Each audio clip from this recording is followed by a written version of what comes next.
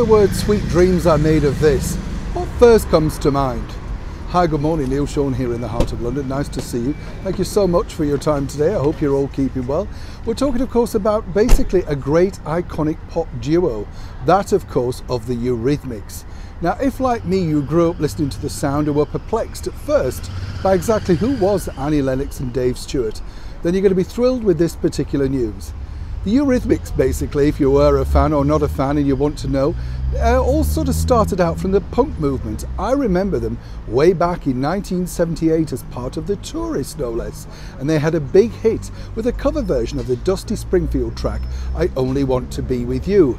A couple of hits later, like "So Good to Be Back Home Again," and they seemingly disappeared into the pop wilderness.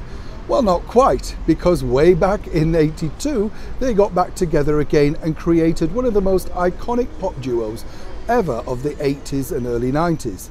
The Eurythmics started out, of course, with "Sweet Dreams Are Made of This." It was an incredible track, and when you think about it, apparently, and this could be PR, but you never know, when Annie and Dave went to America, people actually thought she was a man and demanded proof of passport.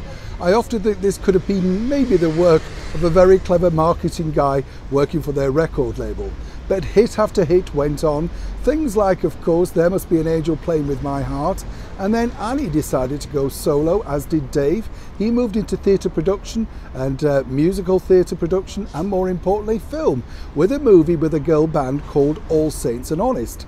This was supposed to be the sort of anti-Spice Girls movie, didn't quite take off.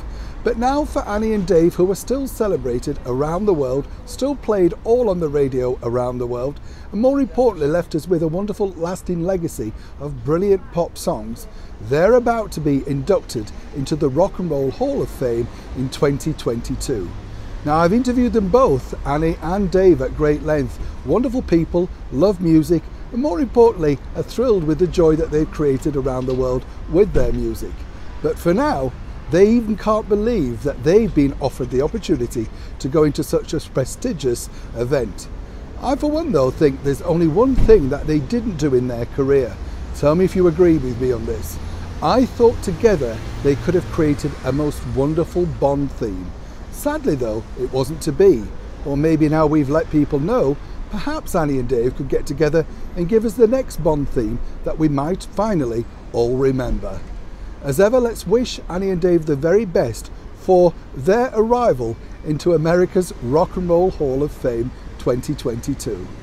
Neil Sean in the very heart of London.